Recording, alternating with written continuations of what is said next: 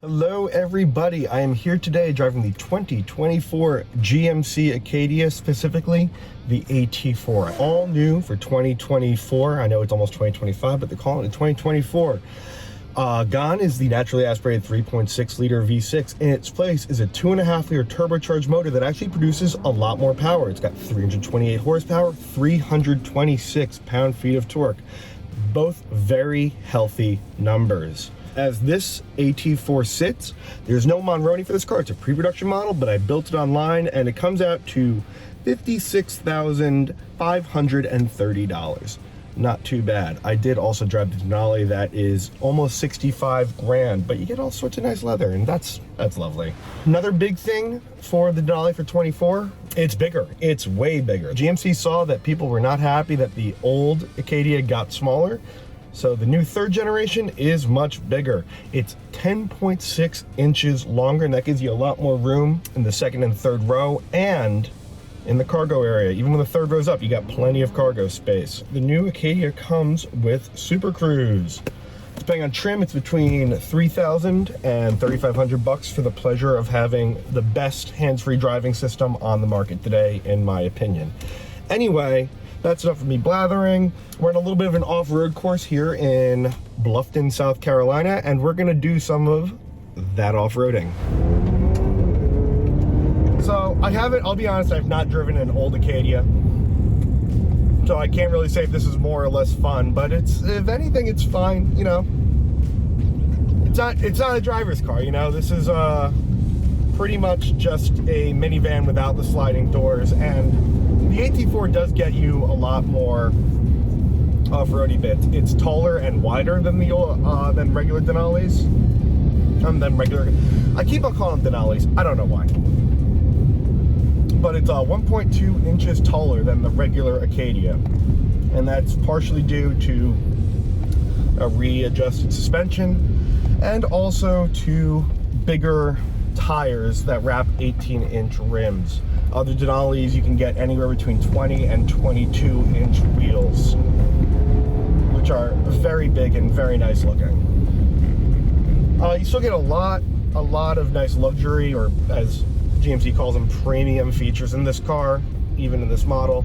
You get this great, I mean, like really fantastic, possibly class-leading 15-inch infotainment screen, which I think is just fantastic. I know not everyone is a huge fan of kind of vertical screens, but I think they're pretty neat. And it's super duper customizable and easy to use and all that good stuff. Gauge cluster is also super duper customizable. You can put anything you really want in there.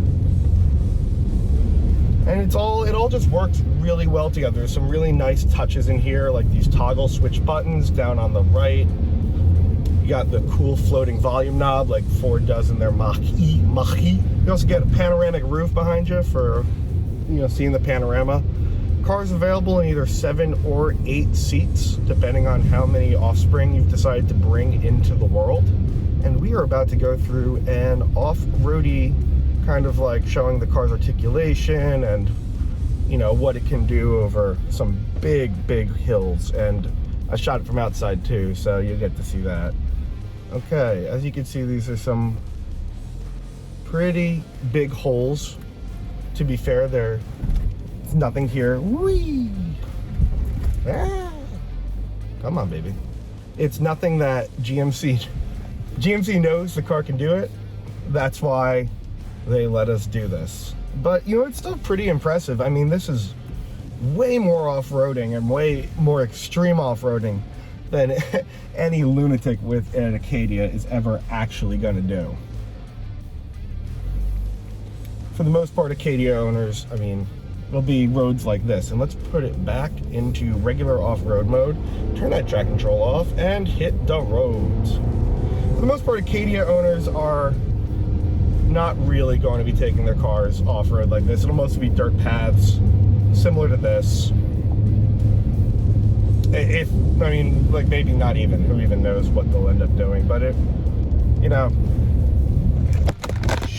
Nikes. Sorry about that, folks. I am back. You know, just getting too extreme in my Acadia for this phone mount, I suppose.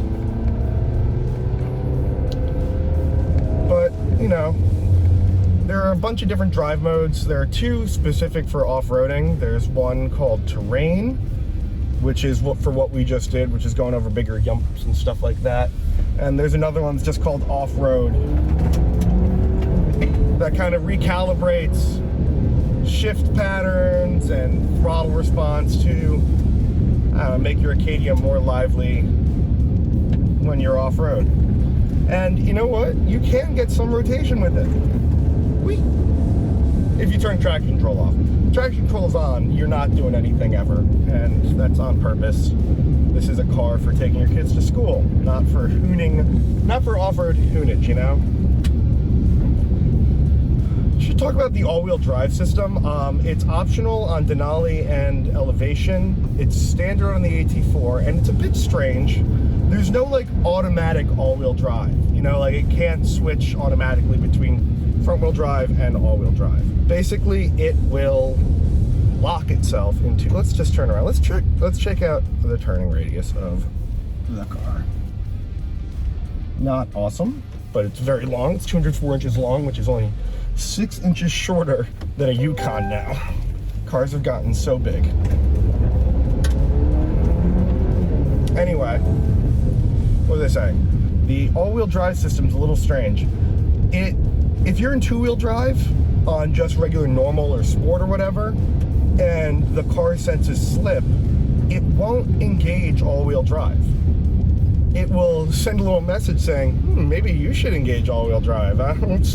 Maybe you should, I don't know. And I'm like, why don't you just do it? If you know that it's slipping and it's all computer controlled, why don't you just do it? But that's a minor gripe. It's really not that big a deal. It's just the push of a button down to your left here. The all-wheel drive system in the AT4 is slightly different. It's got a twin clutch setup, so it can block everything, you know, all that good stuff. And in the AT4, the system can actually send up to 70% of the power to the rear. In the Elevation and the Denali, it is 50-50 split all the time. But this is cool, it's variable like that. It's kind of neat. Get some nice like design elements in here. It's all very good. It's a nice car. That, my friends, is the 2024 GMC Acadia AT4. It's a really nice, compelling package that is a lot bigger than the old car, which is what people want. And it's got a lot more very nice tech features. Price it's not cheap for sure, but you're getting a good amount of stuff for your money. And you get that really kind of almost trademarked at this point, tough looking GM vibe. It looks like a Yukon up front, which is by design. It's a nice, compelling car in a really competitive space. I mean, you're going up against stuff like the Ford Explorer, the Kia Telluride, Hyundai Palisade, Honda Pilot. Just everyone makes a car for this segment.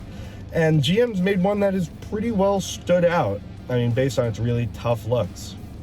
So that's the GMC Acadia, folks. And I'll see you next time.